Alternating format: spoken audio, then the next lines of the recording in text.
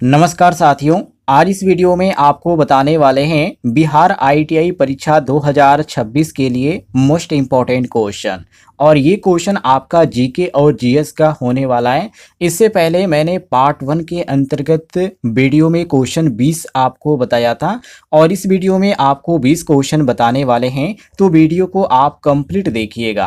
पहला प्रश्न आप सभी के सामने है, जिसमें पूछा जा रहा है दिल्ली सल्तनत में बाजार नियंत्रण नीति किस शासक ने लागू की थी। तो ये लागू किया गया था अलाउद्दीन खिलजी के द्वारा। जी हाँ, वस्तुओं के मूल्य में नियंत्रण की बात हो या बाजार अधिकारी नियुक्ति की बात हो, ये सारे जो यहाँ पे खर्च कम करने की जो नीति बनाई गई थी, ये अलाउद्दीन खिलजी के द्वारा बनाई गई थी। तो ऑप्शन यहाँ पे बी आपका सही हो जाएगा। और ए ऑप्शन दिया गया इल्तुतमिश। तो ये तो प्रशासन मजबूत केवल किए थे, लेकिन बाजार नियंत्रण जैसे कठोर जो आर्थिक नीति लागू की गई थी, ये अलाउद्दीन खिलजी के द्वारा ही लागू की गई थी। इसलिए यहाँ पे बी ऑप्शन हमारा सही होगा। सी ऑप्शन है बलबन। तो कठोर शासन और लौह जो एक रक्त नीति के लिए जो प्रसिद्ध माने जाते हैं, वो बलबन माने जाते हैं। हालांकि इनका जो संबंध है बाजार नियंत्रण से नहीं है और क्वेश्चन में वही पूछा जा रहा है, तो ये ऑप्शन भी हमारा गलत होगा। डी ऑप्शन दिया गया मोहम्मद बिन तुगलक। तो ये टोकन मुद्रा योजना चलाई थी इन्होंने, ये ध्यान रखिएगा। हमारा प्रश्न के अनुसार केवल यहाँ पे बी ऑप्शन सही हो जाता है। आगे बढ़ते हैं। अगले प्रश्न में पूछा जा रहा है राज्यसभा का सभापति कौन होता है। तो उपराष्ट्रपति होता है। जी हाँ, संविधान अनुसार राज्यसभा का जो पदेन सभापति होता है और कार्रवाई जो संचालित करता है वो उपराष्ट्रपति ही होता है। इसलिए यहाँ पे सी ऑप्शन हमारा सही होगा। ए ऑप्शन राष्ट्रपति दिया गया, हालांकि संसद का जो अंग होता है वो राष्ट्रपति होता है, लेकिन राज्यसभा की जो अध्यक्षता है वो यहाँ पे राष्ट्रपति नहीं करता है। और बी ऑप्शन दिया गया प्रधानमंत्री। तो सरकार का प्रमुख होता है प्रधानमंत्री, पर ये भी राज्यसभा का सभापति नहीं होता है। और डी ऑप्शन दिया गया लोकसभा अध्यक्ष। तो ये भी गलत ऑप्शन है, क्योंकि केवल लोकसभा की कार्रवाई संचालित जो करता है वो लोकसभा अध्यक्ष होता है, ये राज्यसभा का सभापति नहीं होता है। तो ये भी ऑप्शन हमारा गलत होगा। केवल यहाँ पे सी ऑप्शन हमारा करेक्ट आंसर हो जाएगा। आगे देखते हैं। अगले प्रश्न में पूछा जा रहा है भारत के सर्वोच्च न्यायालय के न्यायाधीशों की नियुक्ति कौन करता है। तो राष्ट्रपति साथियों करता है। जी हाँ, ऑप्शन आपका भी सही हो जाएगा, क्योंकि संविधान के अनुसार सर्वोच्च न्यायालय के न्यायाधीशों की जो नियुक्ति होती है वो राष्ट्रपति के द्वारा ही होती है। इसलिए यहाँ पे बी ऑप्शन सही होगा। और ए ऑप्शन दिया गया प्रधानमंत्री।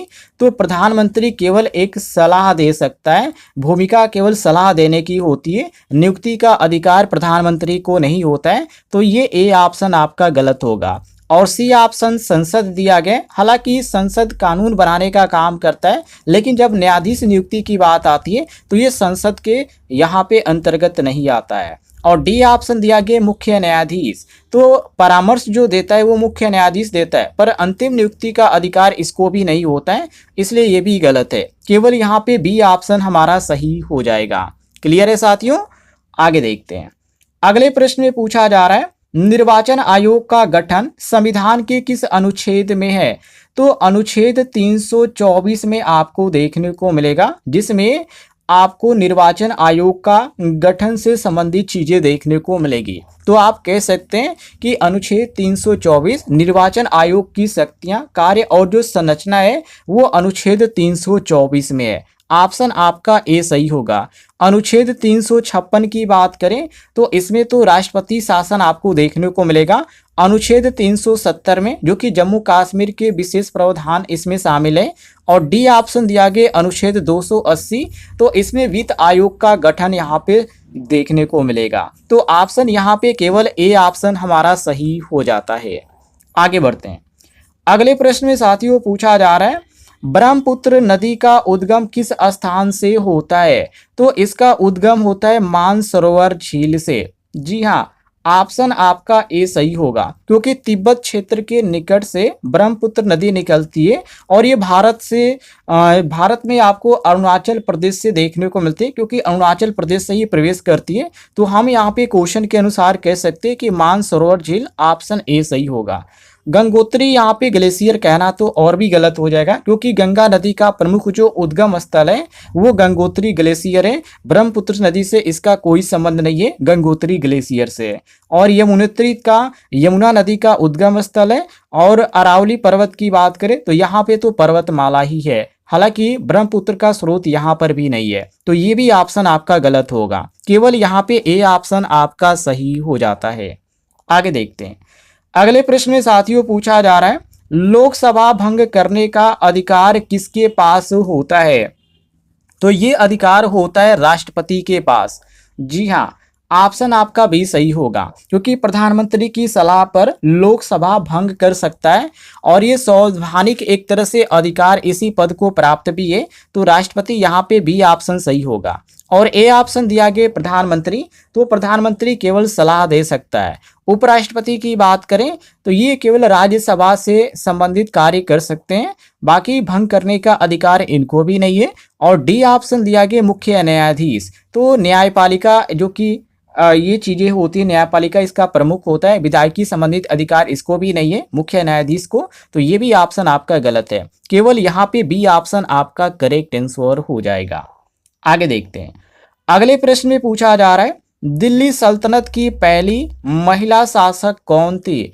तो उसका नाम था रजिया सुल्तान। जी हाँ, इल्तुतमिश की ये पुत्री थी, दिल्ली सल्तनत की पहली और एकमात्र महिला सुल्तान बनी, जिसका नाम रजिया सुल्तान।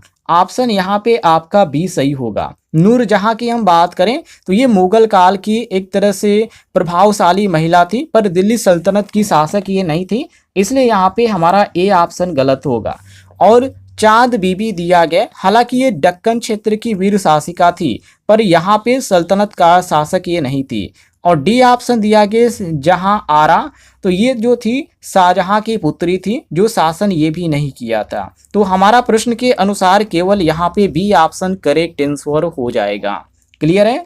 यदि आपको किसी भी क्वेश्चन में किसी प्रकार का डाउट है, आपको समझ में नहीं आ रहा है, तो कमेंट बॉक्स में आप पूछ लीजिएगा, आपको जानकारी मिल जाएगी। और ऐसे ही क्वेश्चन की आप पढ़ना चाहते हैं, परीक्षा की तैयारी करना चाहते हैं, तो वीडियो पर लाइक करके चैनल को सब्सक्राइब भी कर लीजिएगा। आगे बढ़ते हैं। अगले प्रश्न में पूछा जा रहा है कि भारत की संसद का निम्न सदन कौन सा है? तो निम्न सदन में लोकसभा आता है। जी हाँ, क्योंकि लोकसभा में क्या होता है, जनता द्वारा सीधे चुना गया जो सदन होता है वो लोकसभा होता है, और सदन यही जो होता है जो निम्न सदन के अंतर्गत जाना जाता है। तो ऑप्शन आपका भी सही होगा। बाकी राज्यसभा के बारे में आप जानते ही, राज्यसभा जो होता है ये संसद का उच्च सदन कहलाता है। और विधानसभा की हम बात करें तो ये राज्य स्तर की एक विधायिका है। और डी ऑप्शन दिया गया विधान परिषद, तो ये तो राज्यों का उच्च सदन होता है। तो हमारा प्रश्न के अनुसार केवल बी ऑप्शन यहाँ पे करेक्ट आंसर हो जाएगा। आगे बढ़ते हैं। अगले प्रश्न में पूछा जा रहा है, भारत में न्यायिक पुनरावलोकन की शक्ति किसके पास है? तो ये न्यायपालिका के पास है, क्योंकि असंवैधानिक कानूनों को निरस्त कर सकती है ये। और न्यायिक जो पुनरावलोकन है इसी को बोला जाता है। तो ऑप्शन आपका सी सही हो जाएगा। संसद का काम अलग होता है कानून बनाने का, ए ऑप्शन इस प्रकार गलत होगा। और बी ऑप्शन है राष्ट्रपति, तो राष्ट्रपति संवैधानिक प्रमुख होता है, पर न्यायिक पुनरावलोकन जो शक्ति होता है इसके पास नहीं होता है। और डी ऑप्शन दिया गया निर्वाचन आयोग, तो चुनाव प्रक्रिया संभालने का जो काम होता है वो निर्वाचन आयोग का होता है। हालांकि क्वेश्चन से संबंधित ये भी ऑप्शन आपका गलत ही है, केवल यहाँ पे सी ऑप्शन आपका सही हो जाएगा। क्लियर है साथियों? आगे देखते हैं। अगले प्रश्न में पूछा जा रहा है, वोल्गा नदी किस देश में बहती है? तो ये रूस देश में बहती है। जी हाँ, वोल्गा जो है यूरोप की सबसे लंबी नदी है और रूस में ये बहती है। तो ऑप्शन यहाँ पे आपका भी सही हो जाएगा।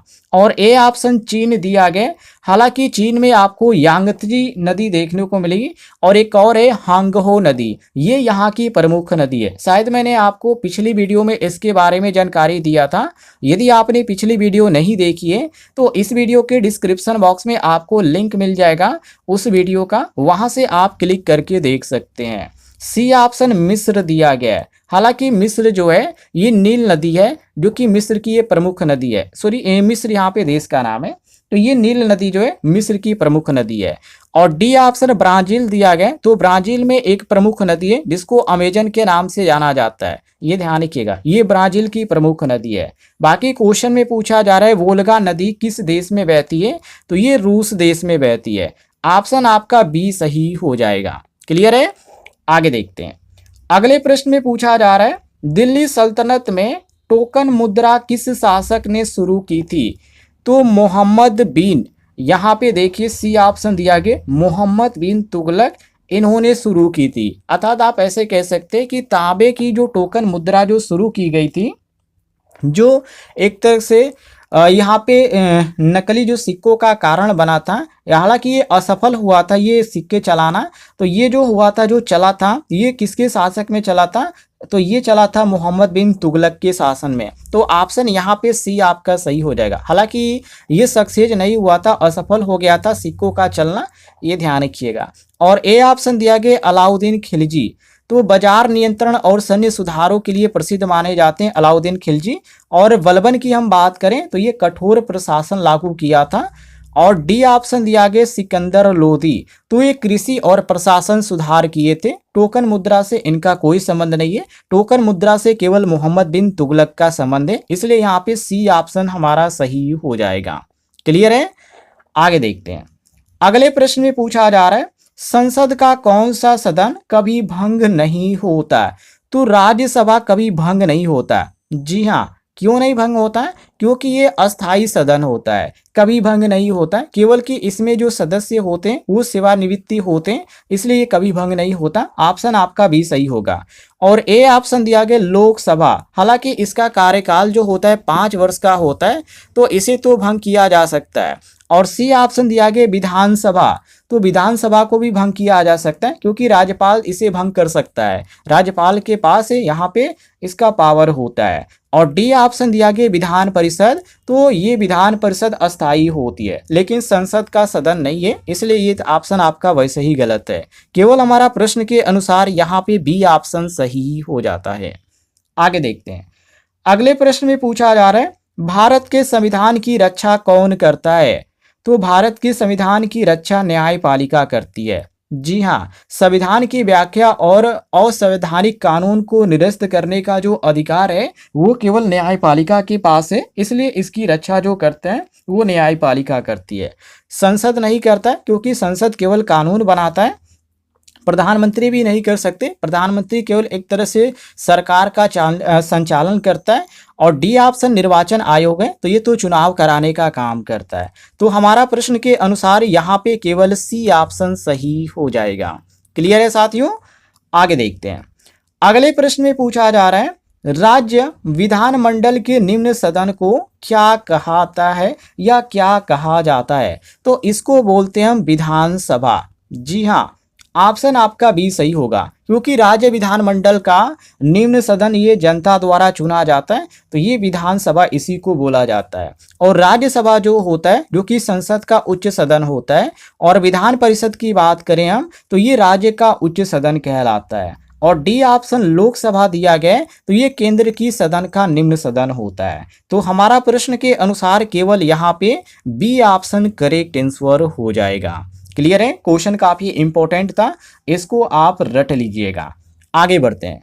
अगले प्रश्न में पूछा जा रहा है नील नदी किस महाद्वीपों में बहती है, तो ये अफ्रीका में आपको देखने को मिलेगी। यहाँ पे अफ्रीका आपको सी ऑप्शन देखने को मिल रहा है, ये सी ऑप्शन आपका सही हो जाएगा। नील नदी जो है अफ्रीका में बहती है, जो कि मिस्र की जीवन रेखा इसको बोला जाता है। और एशिया की बात करें तो एशिया में आपको गंगा नदी देखने को मिलेगा, यांगत्ची नदी देखने को मिलेगा, और भी बहुत सारी यहाँ पे नदियां हैं जो यहाँ पे एशिया में बहती है। यूरोप की बात करें तो यूरोप में यहाँ पे डेन्यूब नदी है और वोल्गा नदी है, ये प्रमुख यहाँ पे नदी है।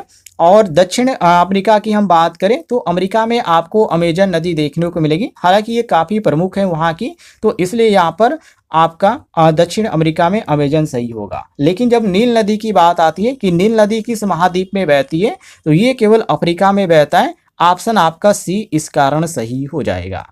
आगे देखते हैं। अगले प्रश्न में पूछा जा रहा है कि लोकसभा के लिए न्यूनतम आयु कितनी निर्धारित है, तो आयु की यदि बात करें तो 25 वर्ष यहाँ पे निर्धारित है। कहने का मतलब ये कि संविधान के अनुसार जो लोकसभा सदस्य है वो बनने के लिए आपको कम से कम 25 वर्ष जरूरी है, और इसी को लेकर प्रश्न में पूछा जा रहा है। तो ऑप्शन आपका सी सही हो जाएगा। क्लियर है, काफी इजी क्वेश्चन था। आगे बढ़ते हैं। अगले प्रश्न में पूछा जा रहा है, दिल्ली सल्तनत के किस शासक ने राजधानी दिल्ली से दौलताबाद स्थानांतरित की? तो वो थे मोहम्मद बिन तुगलक। जी हाँ, मोहम्मद बिन तुगलक, जो कि राजधानी दौलताबाद से ये यहाँ पे ले गया, जो कि यहाँ पे ये भी योजना इसका असफल रहा। तो ऑप्शन आपका सी सही होगा। बलबन की बात करें तो ये प्रशासन मजबूत किए थे, और इल्तुतमिश जो थे ये दिल्ली को मजबूत राजधानी बनाए थे। और डी ऑप्शन दिया गया फिरोज तुगलक, तो ये नहर और भवन निर्माण के लिए प्रसिद्ध माने जाते हैं। तो हमारा प्रश्न के अनुसार यहाँ पे केवल सी ऑप्शन सही हो जाएगा। आगे देखते हैं। अगले प्रश्न में पूछा जा रहा है, भारत में मुख्य चुनाव आयुक्त की नियुक्ति कौन कराता है? तो ये कराता है राष्ट्रपति। जी हाँ, मुख्य चुनाव आयुक्त की जो नियुक्ति है ये संविधान अनुसार राष्ट्रपति द्वारा ही की जाती है, इसलिए यहाँ पे आपका बी ऑप्शन सही होगा। ए ऑप्शन प्रधानमंत्री दिया गया। हालांकि मैं कई बार आपको बता चुका हूं, प्रधानमंत्री केवल सलाह दे सकता है, संसद जो है ये चुनावी संबंधी कानून बना सकता है, और सर्वोच्च जो न्यायालय है ये केवल न्यायिक संस्था है, नियुक्ति प्रक्रिया में ये शामिल ही नहीं होती है। तो ये गलत है, केवल यहाँ पे हमारा बी ऑप्शन सही हो जाएगा। आगे बढ़ते हैं। अगले प्रश्न में पूछा जा रहा है कि भारत की कौन सी नदी दक्षिण गंगा कहलाती है? तो गोदावरी जो नदी है ये दक्षिण गंगा के नाम से जानी जाती है, क्योंकि दक्षिण भारत की सबसे लंबी नदी है। धार्मिक महत्व के कारण दक्षिण गंगा इसको बोला जाता है। यहाँ पे आपका ए ऑप्शन सही होगा। बाकी कृष्णा नदी जो है दक्षिण भारत की प्रमुख नदी ये भी है, लेकिन यहाँ पे इसको दक्षिण गंगा के नाम से नहीं जाना जाता है। कावेरी को भी नहीं जाना जाता है, हालांकि ये तमिलनाडु और कर्नाटक की महत्वपूर्ण नदी है। नर्मदा भी यहाँ पे गलत होगा, ये मध्य भारत में बहती है, जो कि पश्चिम दिशा में से ये आपको देखने को मिलेगी। तो ऑप्शन यहाँ पे ए आपका करेक्ट आंसर हो जाता है। क्लियर है, आगे देखते हैं। अगले प्रश्न में पूछा जा रहा है कि भारतीय न्यायपालिका का सर्वोच्च स्तर कौन सा है? तो सर्वोच्च न्यायालय। ऑप्शन आपका जो सही होता है सी यहाँ पे करेक्ट आंसर हो जाता है, क्योंकि भारत की सर्वोच्च न्यायिक जो संस्था है जो कि अंतिम अपील का जो अधिकार रखती है वो सर्वोच्च न्यायालय है, इसलिए यहाँ पे सी ऑप्शन सही होगा। ए ऑप्शन यहाँ पे गलत होगा, जिला न्यायालय, क्योंकि ये जिला स्तर तक की जो मामला होती है उसकी सुनवाई करता है। उच्च न्यायालय भी गलत हो जाएगा, क्योंकि राज्य स्तर पे ये सर्वोच्च अदालत होती है, और ग्राम न्यायालय जो होता है केवल ग्रामीण स्तर तक के लिए होता है, जो छोटे छोटे जो विवाद होते हैं उनका निपटारा करता है। तो हमारा प्रश्न के अनुसार जो सही होता है वो केवल यहाँ पे सी ऑप्शन सही हो जाता है। ऐसे ही प्रश्न आप डेली पढ़ना चाहते हैं तो इस वीडियो पर लाइक करके चैनल को सब्सक्राइब भी कर लीजिएगा।